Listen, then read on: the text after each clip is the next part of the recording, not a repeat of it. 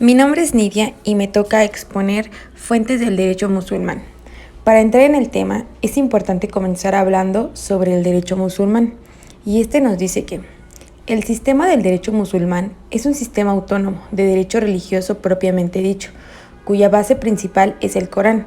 El derecho musulmán ha sido el fundamento y el factor más dinámico para la consolidación del orden social y de la vida comunitaria de los pueblos musulmanes.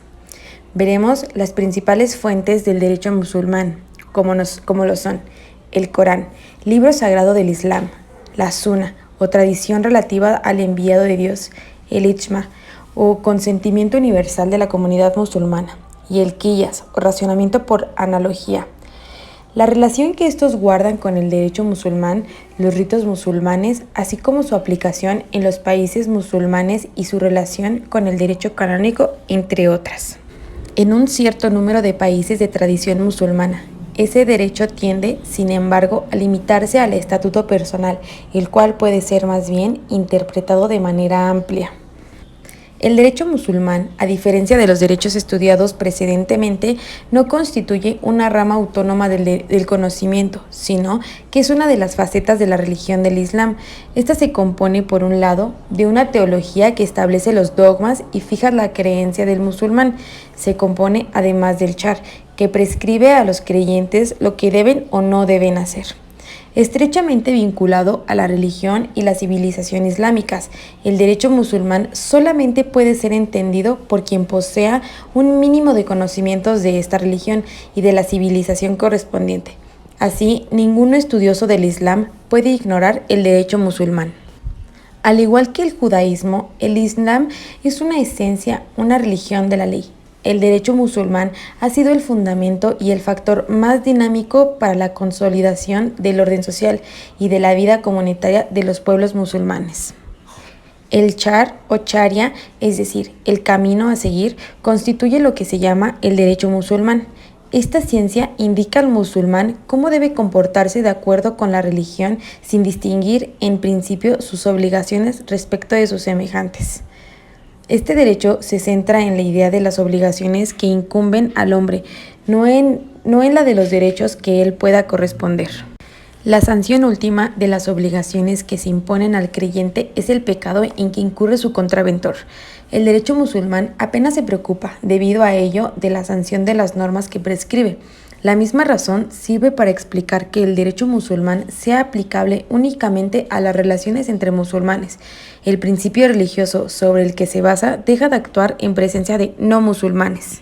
La concepción islámica es la de una sociedad esencialmente teocrática, en la que el Estado solo se justifica como servidor de la religión revelada, en vez de limitarse a proclamar los principios morales o dogmáticos a los que habrían de conformar sus derechos. Las comunidades musulmanas, los juristas y teólogos musulmanes han elaborado, sobre la base de revelación divina, un derecho detallado, completo, el adecuado a una sociedad ideal que se establecerá algún día, cuando todo el mundo esté sometido a la religión del Islam. Las fuentes del derecho musulmán son 4. El Corán, el fundamento del derecho musulmán, al igual que toda la civilización musulmana, es el libro sagrado del Islam. El Corán, constituido por el conjunto de revelaciones de Alá al último de sus profetas y enviados, Mahoma. El Corán constituye la primera fuente del derecho musulmán, pero no es en sí mismo un libro, ni tampoco un código de derecho musulmán. Las disposiciones de naturaleza jurídica que contiene son insuficientes para constituir un código, y algunas de las instituciones fundamentales del Islam no aparecen ni siquiera mencionadas en él. Por otro lado, el juez musulmán no está obligado a interpretar el Corán. Los doctores han llevado a cabo una interpretación auténtica del mismo, y el juez debe de referirse a las obras de estos doctores. Este representa el modo de ser y de conducirse del profeta, cuyo recuerdo debe servir de guía a los creyentes. Está constituida por el conjunto de los hadith, es decir, las tradiciones relativas a los actos y palabras de Mahoma, según han sido transmitidos por una cadena interrumpida de intermediarios. Se destacan 2 grandes doctores en la investigación y verificación del hadith, que fueron el Bukhari y Muslim, de cuyo trabajo se han podido establecer la solidez de la base de la fe musulmana. El Ijma es la tercera fuente del derecho musulmán y está constituido por el acuerdo unánime de los doctores. Ni el Corán ni la Suná, pese a la extensión adquirida por esta, podían ofrecer respuesta a todos los problemas. Para poner remedio a su insuficiencia en el caso en el que no se encontrase resuelta una cuestión y para explicar ciertas aparentes derogaciones a la doctrina, se ha desarrollado el dogma de infactibilidad de la comunidad musulmana cuando la opinión de esta es unánime. Mi comunidad nunca será unánime en el error. Aquel que sigue un camino distinto al de los creyentes está condenado al infierno. El Ijma, fundado en estas dos máximas, ha permitido conferir autoridad a soluciones que no podían derivarse directamente del Corán ni de la Suná. Considerado el Ijma como fuente del derecho musulmán, es importante tener en cuenta las siguientes observaciones.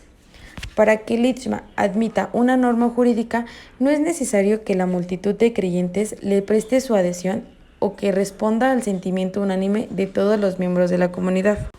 El Ijma no tiene nada que ver con la costumbre de nuestro derecho. La unanimidad requerida es la de las personas competentes, la de aquellos cuya misión consiste en elaborar y revelar al derecho. Los jurisconsultos del Islam, los sabios son los herederos de los profetas. El acuerdo de doctores y jurisconsultos, mezclando tradición, costumbre y práctica admitida mediante su acuerdo unánime, una fuerza auténtica de verdad jurídica.